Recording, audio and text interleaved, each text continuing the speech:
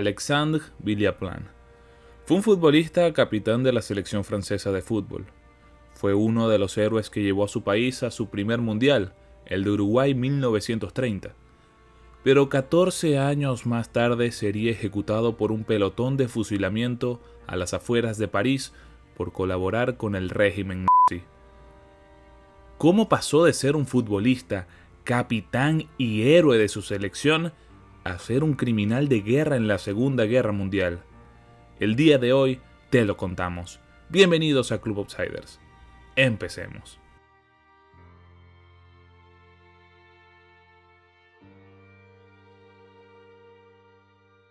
Francia fue una de las pocas selecciones europeas que acudió al primer mundial, disputado en Uruguay en 1930, y tiene el honor no solamente de haber participado, sino de haber marcado el primer gol de la historia del torneo.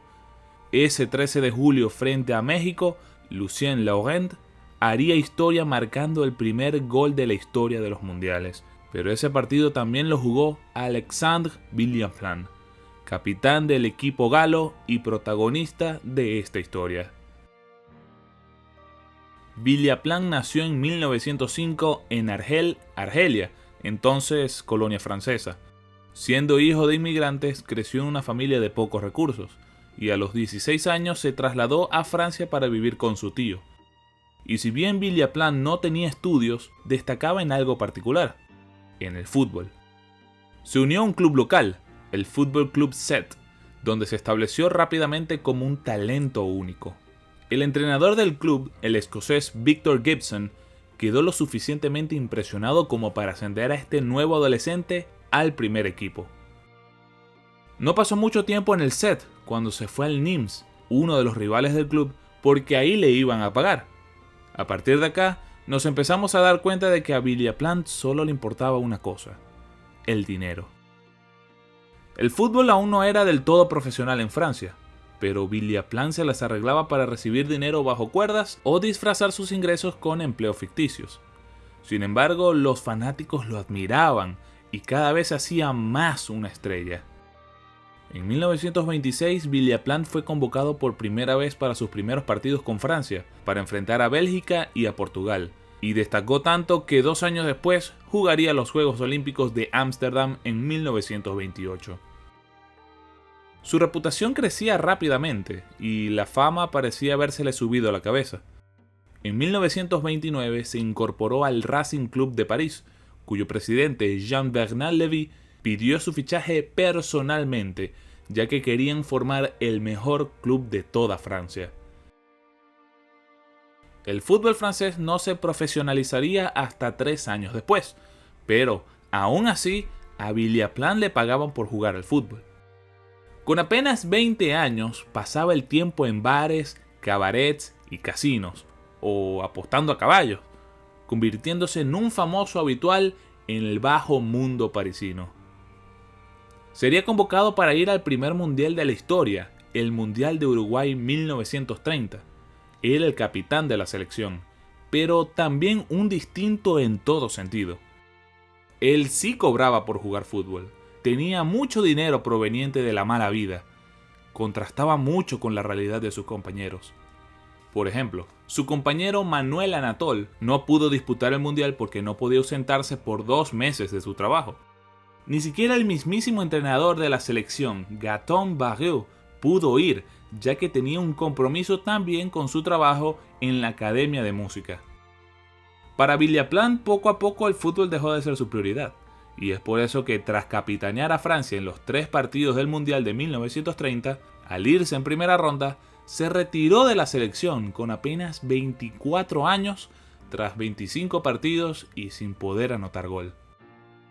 Pasó 2 años haciendo y deshaciendo con su mala vida, y justo cuando se legalizó el profesionalismo, ahí fue cuando volvió a jugar al fútbol, fichando por el Antibes. Si estaba Villaplan, iba a haber polémica, y el club fue acusado por arreglar partidos, por lo que expulsarían a su técnico, el escocés Jim McDevitt, y sería suspendido de por vida del fútbol. Pero se sospechaba que Villaplan y otros 2 jugadores habían sido los cabecillas de este escándalo. Era una señal de lo que estaba por venir. Después de ser absuelto tras el escándalo de los partidos amañados, se trasladó al Niza, pero su disciplina había desaparecido. Pasaba más tiempo apostando que entrenando. El equipo bajó a segunda división y lo despidieron. Solo el Bastidien de Bordeaux, de segunda división y dirigido por Gibson, quien fue su entrenador en el set, estaba dispuesto a ficharlo de nuevo. Pero como su condición era de que él no iba a entrenar, nunca se concretó este fichaje y así fue el final de su carrera como futbolista, ya que carecía de disciplina y compromiso. Pero eso no evitó que siguiera buscando la riqueza de otra forma. Villaplan era un delincuente, un oportunista, y su caída en la criminalidad era inevitable. ¿Y de qué otra forma lo iba a hacer? De la forma más fácil, el crimen. En 1935 iría por primera vez a prisión por arreglar carreras de caballos en París. Pero esto no era lo peor está por llegar. En junio de 1940, los nazis invadieron Francia, pero para Villaplan esto era una oportunidad. Los criminales franceses no dudaron en colaborar con los alemanes, y a cambio fueron bien tratados y recompensados económicamente. El cabecilla en París era Henri Lafont, al que se le encargó la tarea de reclutar a otros para hacer el trabajo de los alemanes, para encontrar a los combatientes de la resistencia francesa y a los judíos. Villaplan se unió y pasaba sus días torturando y coaccionando a los disidentes en un sótano oscuro en París. Se especializó en una tarea perversa: chantajear a los judíos, pidiéndoles grandes sumas de dinero para salvarlos de los nazis, y cuando cobraba, los delataba sin piedad o los entregaba directamente a los alemanes. Villaplan no mostró ningún remordimiento, ya que estaba más preocupado por su propio bienestar y pronto fue recompensado por su sucio trabajo. En 1943 la resistencia francesa se había vuelto más fuerte y más organizada, lo que preocupaba al régimen, el cual ordenó el exterminio de todos los rebeldes, y Lafont sugirió que se formara una milicia compuesta por puros migrantes de Francia, llamada la Brigada del Norte de África. Fue creada en febrero de 1944. Villaplan era el jefe, y se le dio el título de subteniente de las SS. Esta nueva unidad debía cubrir la región de Périgord, y Villaplan con sus hombres acorralaron y capturaron a 11 resistentes en el pueblo de Moussa Dagh, poniendo fin a la sublevación de junio de 1940. Eran hombres y mujeres jóvenes, de entre 16 a 26 años. Fueron llevados a una zanja y fusilados. Villaplan daba la orden y también apretaba el gatillo. También se le vinculó a la matanza de Oradour-sur-Glane, un pequeño pueblecito francés en el que todos sus habitantes fueron salvajemente asesinados. 643 personas perdieron la vida gracias a Villaplan. Hay innumerables relatos de su crueldad, sobre todo en el libro Traicionarás descaradamente, escrito por Philippe Assis, donde lo describe como un sádico que parecía disfrutar infligiendo dolor a sus víctimas. Aunque a Villaplan poco le interesaba cómo iba la guerra, se dio cuenta de que Alemania podía perderla, por lo que en sus últimos meses con poder intentó lavar su imagen. Comenzó a mostrar misericordia a los que había ordenado capturar, dejó escapar a algunos, ayudó a judíos, pero no porque sintiera lástima por ellos. Lo hizo porque quería mejorar su imagen, quería mejorar su reputación y evitar ser procesado cuando la guerra terminara. Pero no funcionó. Los miembros de la resistencia ya lo tenían fichado. En agosto de 1944, cuando París fue finalmente liberada, estuvo a punto de ser linchado, pero fue capturado junto a otros líderes de la Gestapo francesa y fueron llevados a juicio. El fiscal que iba en contra de Villaplan, Lafont y compañía, dijo lo siguiente: estos hombres saquearon, violaron, robaron, mataron y se aliaron con los alemanes para atrocidades aún peores. Las ejecuciones más horribles.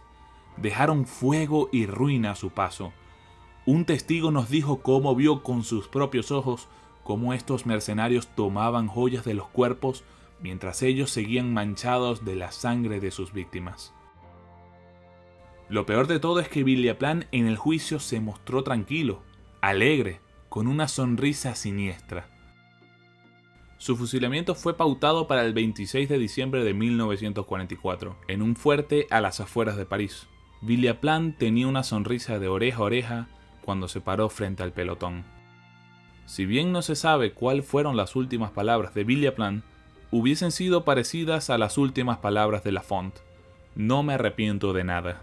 He vivido 4 años rodeado de orquídeas, dalias y Bentleys. Ha valido la pena. He vivido 10 veces más rápido que todos ustedes. Eso es todo. Y así acabó la vida de un criminal, capitán de su selección, pero que terminó fusilado por crímenes de guerra. Y bien amigos, eso fue todo por el video del día de hoy. ¿Conocías el caso de Villaplán? ¿Conoces un caso similar? Déjanos tu opinión en los comentarios. Club Outsider se despide. Chao.